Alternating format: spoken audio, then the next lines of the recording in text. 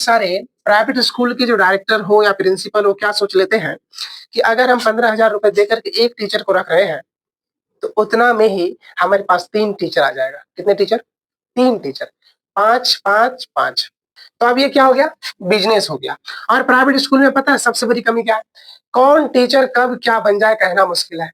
जो teacher English से honours किया हुआ है, जो टीचर इंग्लिश से ऑनर्स किया हुआ है उसको मैथ पढ़ाने के लिए दे देगा, और जो टीचर हिंदी ऑनर्स किया हुआ है उसको इंग्लिश पढ़ाने के लिए दे देंगे। और टीचर भी इतना कैपेबल है कि वो इंग्लिश पढ़ा सकता है। हिंदी का टीचर इंग्लिश पढ़ा सकता है। हमारे मोहल्ले की बात बता रहे हैं, हम हमारे ग्राम की बात बता रहे हैं, हमारे देहात में जो स्कूल है उसकी बात बता रहे हैं। कौन स्कूल? Private school.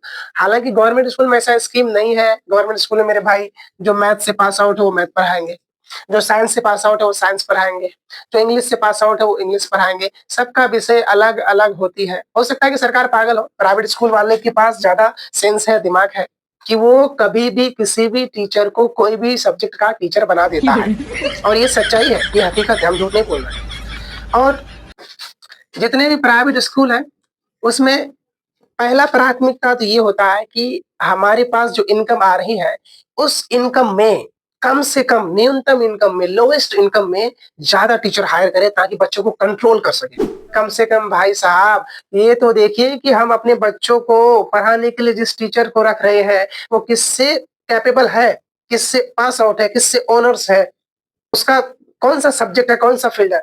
फील्ड नाम की भी तो कोई चीज होती होगी, लेकिन ना। हम्म। एक टीचर तो बड़े कमाल का हमको प्रश्न कर दिया, नाम नहीं ले सकते हैं। वो बोलते हैं कि क्या बात करते हैं आप भी एक टीचर है। दूसरे का नाम भी दिया, एग्जाम्पल दिया कि वो भी एक टीचर है। Both are teacher. Yes sir, both are teacher. आप जो काम कर रहे हैं वो भी तो वो काम कर सकता है। अब उसको हम कैसे समझाएं?